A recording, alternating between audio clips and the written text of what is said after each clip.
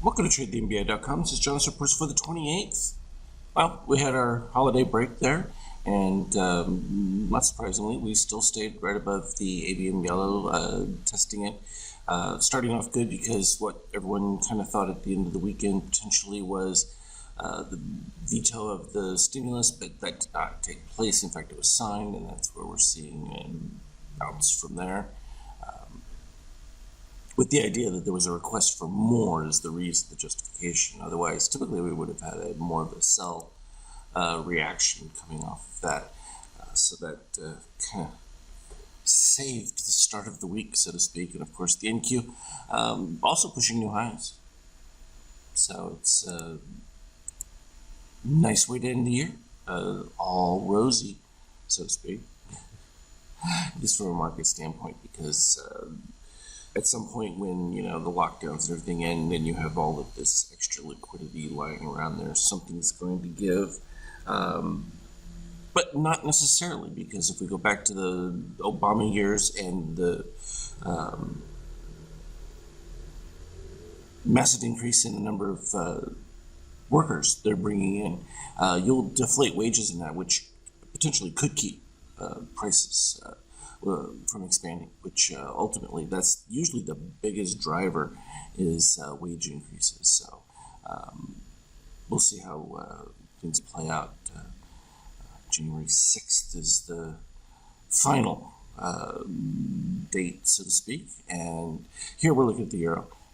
No change. I mean, it's still doing fairly decent. It's been in a soft spot, but we've had short-term buyers holding that up. But at the end of the day, with Brit exit and all of that sort of working out, I mean, if you can call it that, it's not the chaos that everyone was suggesting it would be.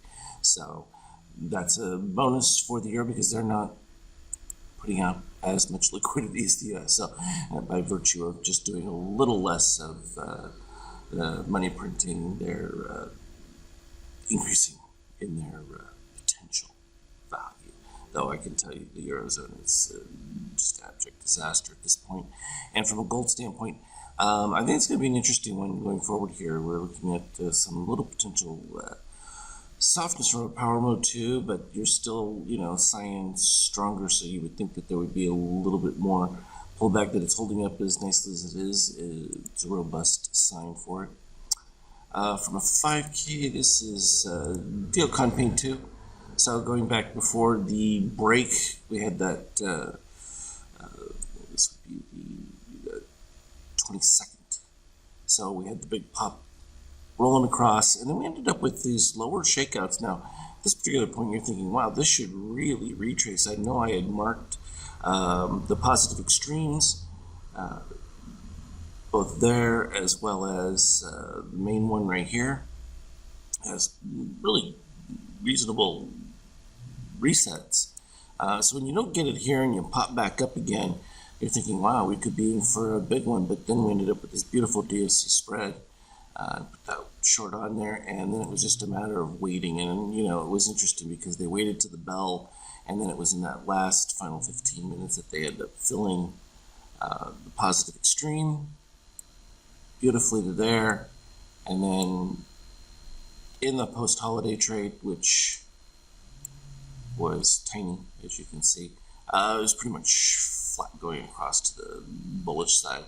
All we did was just really come back up to the base of that previous level, and then futures started lower, created the spike all the way to retest right down at the bottom. You can see the spike low. We went all the way down to the 76 again, and boom, retraced right back up when it was learned that the stimulus was signed, and moved forward from there. So clean and simple. Didn't look any different from Power 2 cross, DOC Power 2, and similar setup. It started the short a little earlier, buy coming in there with the dip down, spike, and boom with the DOC. It's a tough long when you're looking at these because it's lacking that strong momentum.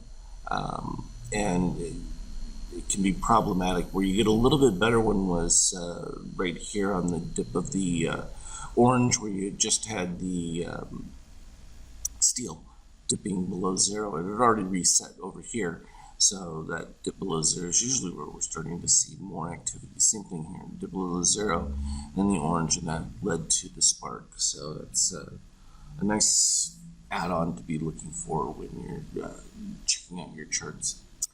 As always, though, I will put up anything relevant on the Skype chat. Trade well. We'll talk to you later.